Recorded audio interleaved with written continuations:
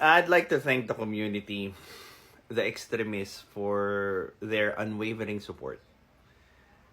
Now, we have reached 100K subs. Woo!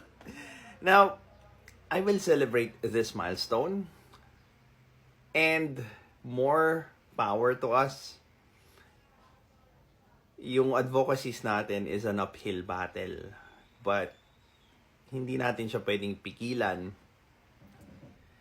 because it will be passed down to the next generations.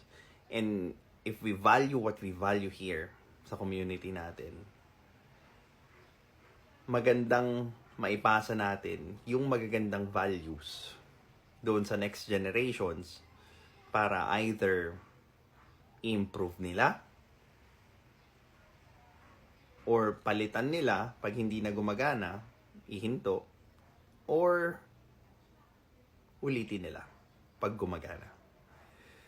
Now, there will come a time, parati kong sinasabi to, there will come a time that we will have differences. We will have disagreements.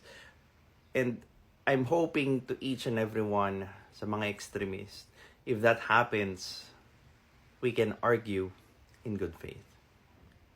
Well, this is Pinoy Extreme. Happy 100K to us. Have a good day. This is Pinoy Extreme.